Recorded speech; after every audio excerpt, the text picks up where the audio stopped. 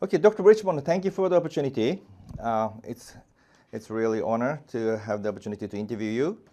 So first of all, I'd like to get your first-hand reaction to the Japanese government's, I would say, expected decision, which can come as early as tomorrow, to dump the contaminated water, which Japanese government actually calls a processed water, from the badly damaged Fukushima Daiichi nuclear power plant into the ocean. From marine scientists' viewpoint, is it a good idea? And if not, why? Yeah, thanks for the opportunity. And no, I think it's a very bad idea. I've been working as part of the expert panel advisory to the Pacific Island Forum. So the 18 Pacific Island nations, including also Australia and New Zealand. And after a year and a half of studying, I actually went to Fukushima last February as part of the Pacific Island Forum mission to Japan.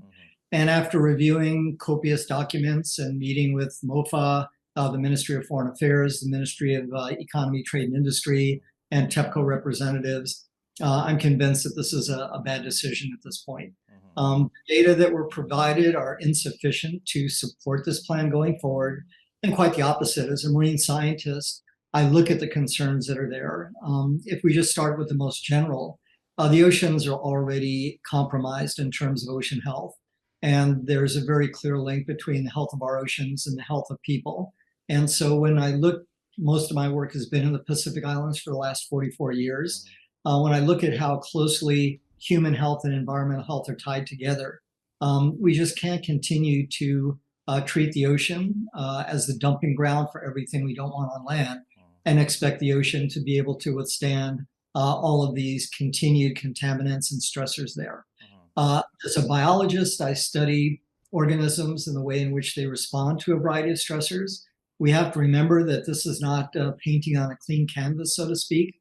The oceans are already degraded from a variety of pollutants, everything from heavy metals and mercury to plastics, pesticides, a whole variety of chemicals, and adding additional stressors is simply moving in the wrong direction.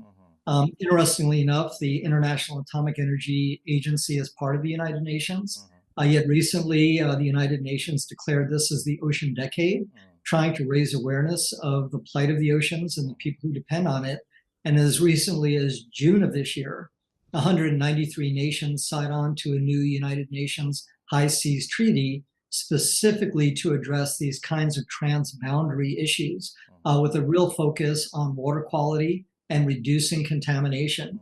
And so this plan moving forward is in direct violation of the spirit of the United Nations Ocean Decade, of the recently signed Open Ocean or Transboundary High Seas Treaty.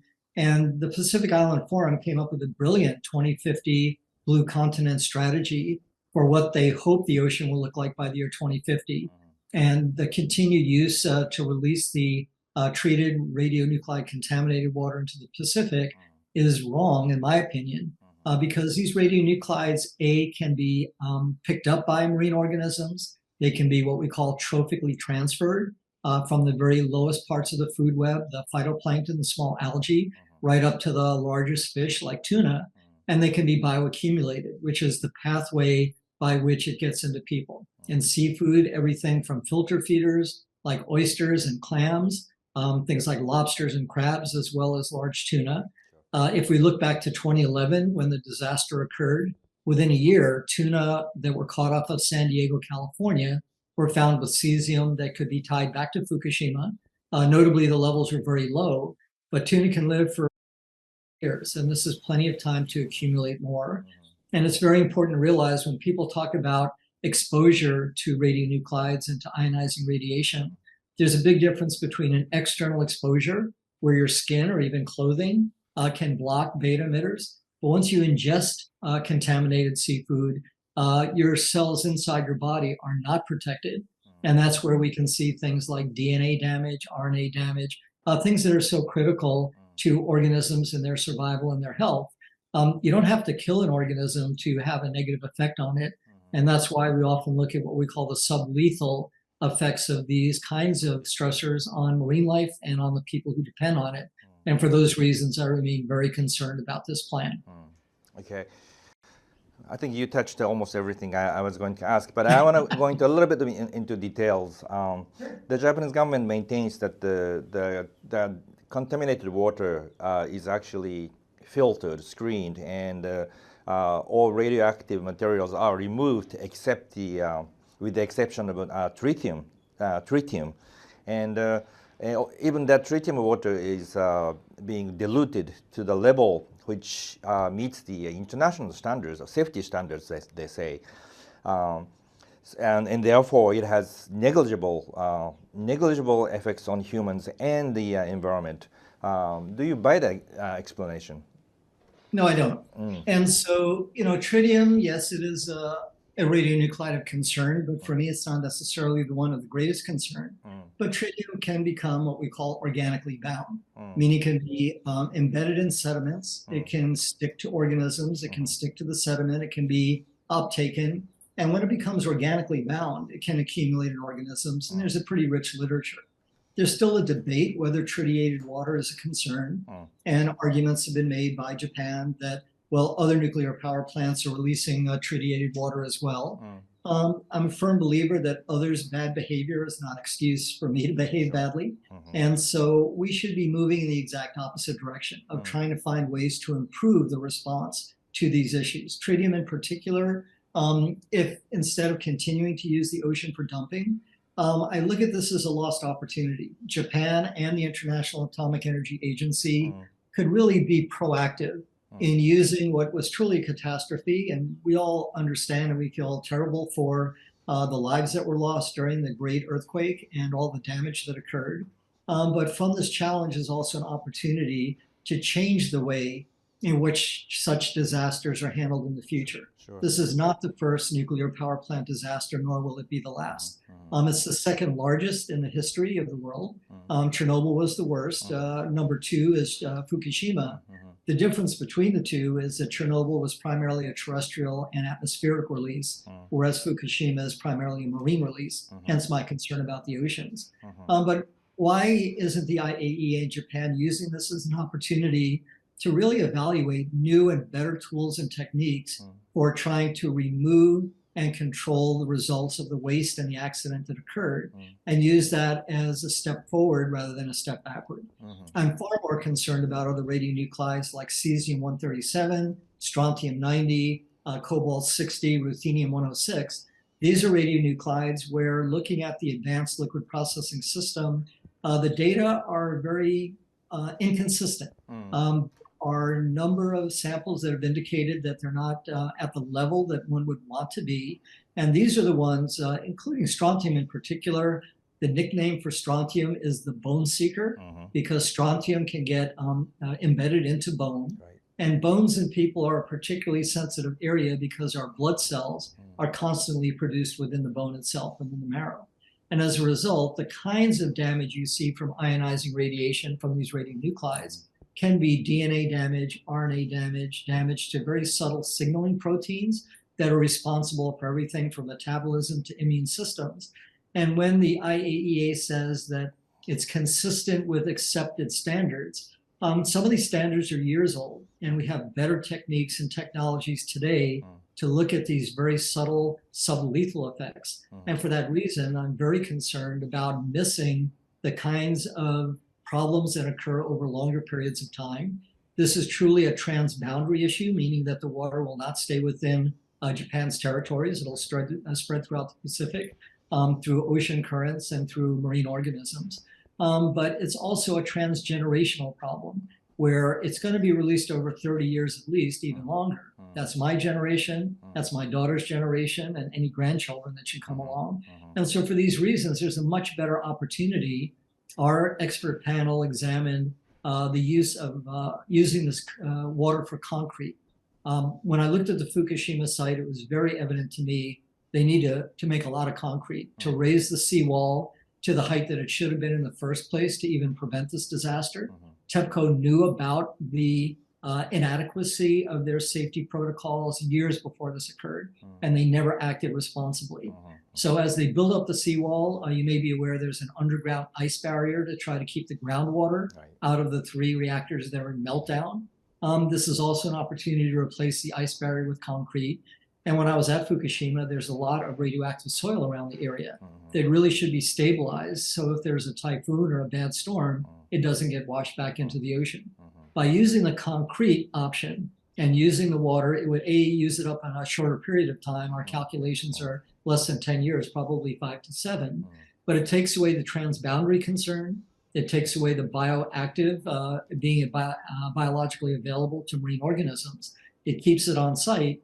And if TEPCO is truthful in saying that the water from the Alps system is totally safe, then why is the Japanese government so adamantly opposed to keeping it on site where this disaster occurred and protecting the rest of the Pacific and the rest of the region from potential exposure to these radionuclides? Okay.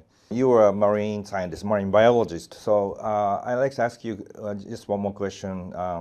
From the marine biologist's point of view, what does diluting the say nuclear radioactive material do? I mean, they are diluting the tritium water to the level which is safe by international standards. But you also mentioned bio accumulation or biomagnification.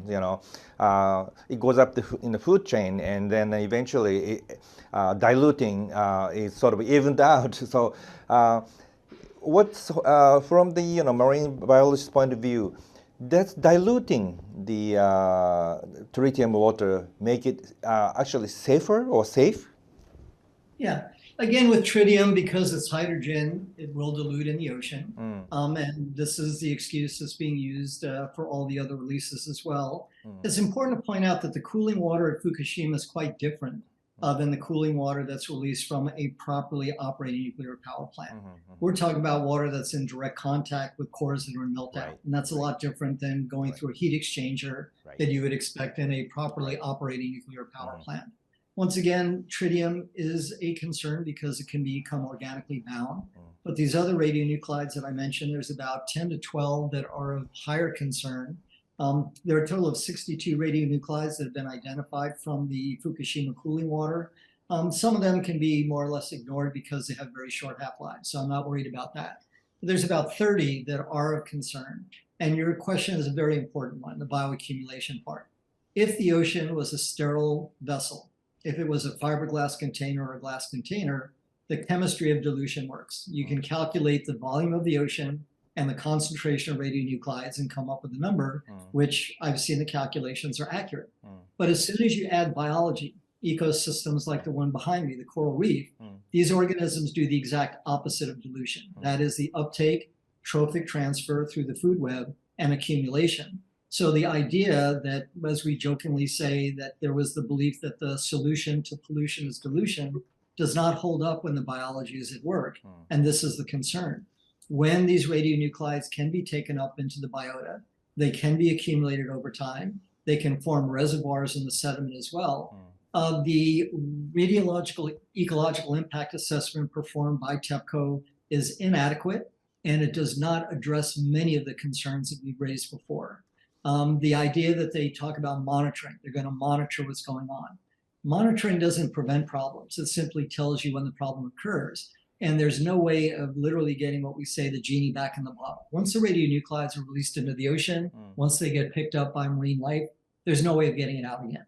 And so for that reason, the precautionary principle, which I always adhere to as a marine biologist, tells you that if there is a way of keeping it out of the ocean, keeping it out of the organisms, and keeping it out of the way of getting into people through seafood, that would be the logical and the best way forward. There is an alternative, but Japan and TEPCO have refused to adequately address this, and this is a shame.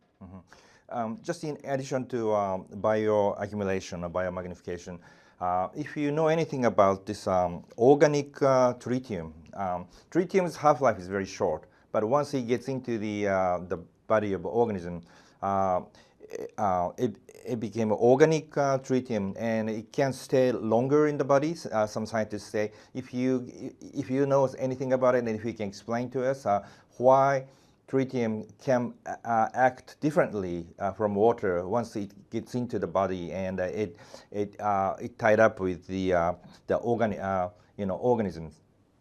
Yeah, again, a very good question. So this term organically bound tritium, it's called OBT, is a concern. There are ways in which you classify tritium. One is when you talk about organically bound tritium, exactly what you mentioned, it can bind to organic material, to sediments, to algae, to organisms. Mm-hmm. There's a big difference between the external exposure, and I've heard time and time again, it's below drinking water standards. Mm. This is kind of a distraction. Nobody's talking about drinking ocean water. Mm. And if you drink tritiated water, it passes through within a few days. It's not really the same as eating something that has organically bound tritium. There's a fraction called non-escapable and insoluble tritium, which is what you mentioned. There are studies that showed in the liver of bottom fish, this can be biologically active or present for over 500 days, so nearly 2 years. Mm-hmm. So the difference between people talking about tritiated water, drinking it, this is a really poor comparison, because we're not talking about drinking tritiated water. We're talking about tritium getting organically bound in sediments and in organisms, then entering into people. And that's where these inescapable or non-escapable and insoluble forms can bind, especially to things like the liver that has higher lipid levels, higher fat levels. This is how it gets organically bound. And even though it's a low-level beta emitter, once it's in there, it's continuing to bathe cells inside of the body. And that's where things like DNA damage, RNA damage, signaling protein damage can occur. And over time, it's very hard, but this is where we normally see associated the concern with cancers. The more exposure you have to ionizing radiation for longer periods of time, these don't show up quickly, but they will show up eventually, years, even decades. And that's why we say this is truly not only transboundary, but transgenerational, also considering the amount of time this is going to take to release this contaminated water. So all of these questions are a great concern. When we've raised them, they've been dismissed out of hand, and I think to the detriment of the environment and the people who depend on the ocean for their health and their food. Great. Very last question. What does this dumping of the contaminated water mean to the rest of the world? And what's the worst scenario that we should expect out of this? Yeah, we do know that this is one of the stochastic effects of ionizing radiation, is enhancing certain kinds of cancer. Those are things that will take time to show up. And so this is why pretending that it's not going to be a problem is maybe letting it go today at a cost to tomorrow. We're not going to see massive mortality or death. This is not going to be end of the world. But we have an ocean that's already under impacts from climate change and pollution and overfishing.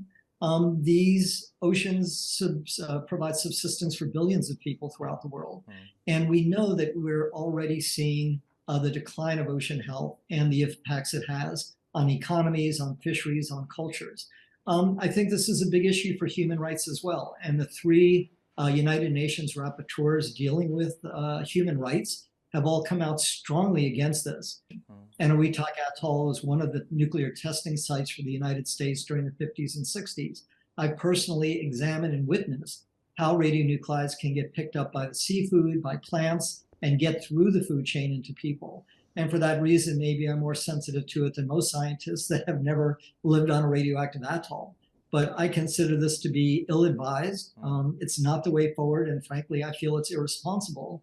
And once again, going back to say, as tragic as this disaster is and has been, why does Japan and the IAEA use this as the perfect opportunity to improve the way in which these kinds of incidents are handled, to leave a better future and legacy for generations to come?